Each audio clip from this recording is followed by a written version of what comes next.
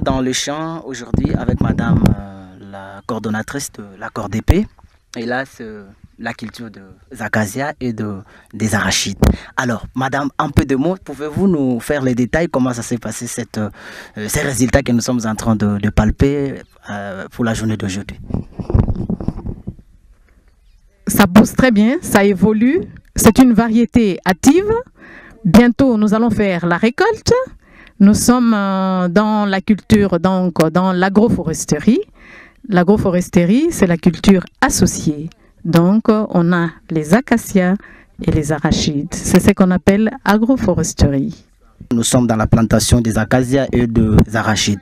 Madame d'entrée de jeu, pouvez-vous nous parler brièvement du caractère exceptionnel ou remarquable de vos actions et réalisations? La vision, l'approche, l'écoute, la planification et l'organisation pour atteindre l'objectif assigné sur les terrains par l'exécution d'activités. En quoi pouvons-nous constater votre esprit, d'abord innovateur? L'esprit innovateur, j'ai offert un cadre pratique pour permettre aux étudiants de compléter leur formation, car sans la pratique, il est difficile d'être convaincu qu'on sait quelque chose. Aussi aux paysans à qui j'ai montré des techniques, des méthodes modernes qui facilitent leur travail sur terrain. J'ai acheté une pompe à eau manuelle qui est une nouvelle technique d'arrosage qui leur permet d'arroser des grandes étendues sans pour autant s'épuiser comme l'ancienne technique de l'arrosoir. J'ai montré la technique d'irrigation de goutte à goutte avec des bouteilles en plastique apportées par les étudiants qui facilitent l'arrosage et donnent la quantité nécessaire d'eau au pied de la plante. Pouvez-vous aussi nous parler de votre esprit créatif? Pour l'esprit créatif, j'ai pris les étudiants de l'Université Simon Kimbangu, USK, Faculté d'agronomie et d'environnement et développement, et de l'Institut supérieur et technique appliquée, ISTA, de la section météorologie, option agrométéorologie et environnement, afin d'avoir les résultats tangibles et atteindre la perfection. J'ai atténué leur agressivité, même s'ils réfléchissent et agissent rapidement. J'examine les faits avant de prendre une décision. Je suis patiente, distante et directe. Cela dépend des circonstances. Je suis prévoyante et tout cela pour arriver à la perfection. J'ai créé une approche avec les milieux estudiantines et ne cesse de me former pour la recherche des techniques modernes à transmettre aux paysans du milieu. Madame, parlez-nous brièvement de votre leadership. Ça se passe comment? Dans l'esprit leadership, j'ai des stratégies et des objectifs pour le succès de mes activités futures. Je reconnais mes torts et je demande pardon. Jamais je ne passe l'éponge. Je ne suis pas agressive, manipulatrice. Je connais mes limites et je sais dire non. Je suis sûre de moi-même. Je connais mes valeurs. Mon leadership est démocratique et participatif. C'est-à-dire, j'ai une approche avec mes collaborateurs et tous mes employés. J'encourage les travailleurs à faire leurs suggestions et je les motive. Les rapports avec mes collaborateurs est fondé sur la confiance plutôt que sur la domination et les calculs. Je considère mon personnel comme des personnes et non comme des outils. Je travaille en collectivité afin d'avoir un travail bien coordonné. Je gère les frustrations, les attentes et les décisions difficiles. Je donne de mauvaises nouvelles et j'inspire. Je pose de base et assure la confiance avec mes collaborateurs directs et les employés.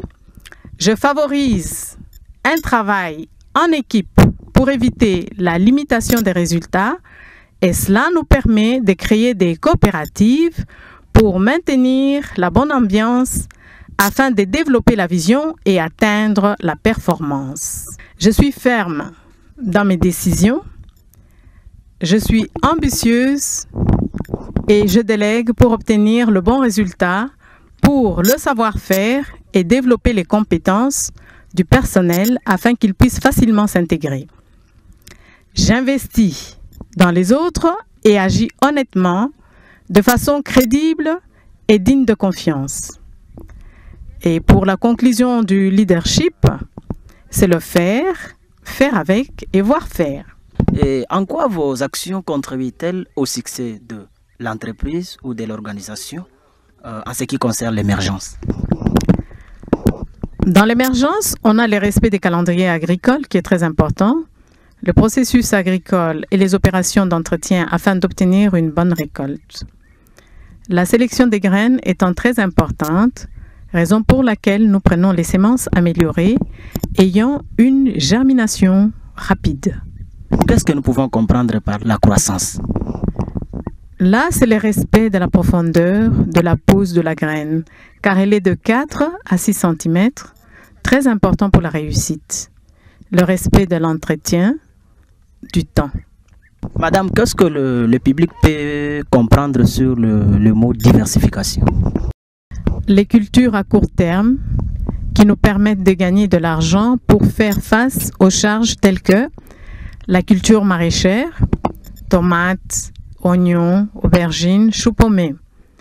Les cultures vivrières, maïs, l'arachide, le soya. Et il y a l'élevage des abeilles pour la production du miel. Quelles sont les retombées socio-économiques? Nous avons la création de l'emploi, la diminution de la pauvreté, l'apprentissage des techniques modernes, le planté à ligne, la fertilisation apprise aux paysans, les ressources non ligneuses, tous qui n'a pas trait à l'arbre. Nous avons les chenilles, les champignons, les oiseaux, les grillons, etc. Et madame, quel est votre engagement social au sein de la communauté? La création des centres de formation, des écoles, des aires de jeux, des centres de loisirs, des aires de stationnement, des aires de centralité, des bibliothèques et des sites touristiques. Donc, des logis qu'on va construire sur le site. Vous nous avez éclairé, madame, sur l'engagement que vous avez pris en rapport avec vos activités. Et quel est l'impact de l'entreprise sur la société en termes de création d'emplois? Donc, la diminution de la pauvreté, la fertilité du sol pour l'augmentation de rendement des cultures, la purification de l'air, là c'est dans le cadre de l'environnement, la diminution de gaz à effet de serre, la création des écoles sur le plan communautaire, des centres des médicaux, l'autosuffisance alimentaire, l'aménagement du milieu ou la transformation totale du milieu. Nous voulons juste savoir la fiabilité financière et potentielle de croissance de vos activités sur les aspects financiers, indiquant la chance de survie de l'entreprise à long terme. La bonne gouvernance par la tenue de documents comptables comme le cahier de caisse ou relevé de compte, entrée et sortie, le cahier de vente, quelle est la marchandise qui est entrée, quelle est la marchandise qui a été vendue, le cahier d'achat, qu'est-ce qu'on a acheté, le cahier de stock, parce que nous devons nous renseigner sur le niveau de stock. Sans le niveau de stock, on risque d'être surpris de voir qu'il n'y a plus de stock. Or, c'est la marchandise la plus vendue qui est partie. Et là, quand on est en rupture de stock, aussi, ça empêcherait une durée à long terme de l'entreprise. Et puis, nous avons le livre d'inventaire qui est très important. Si vous ne faites pas d'inventaire, vous ne pouvez pas savoir si vous réalisez des bénéfices ou pas. Et puis, il y a le cahier de présence qui est très important pour savoir la ponctualité des travailleurs, parce que nous avons des clients qui arrivent très tôt le matin. Et si les travailleurs ne sont pas ponctuels, ils arrivent à n'importe quelle heure. Là aussi, ce n'est pas bon pour la réputation de l'entreprise. Donc, nous devons faire les présences.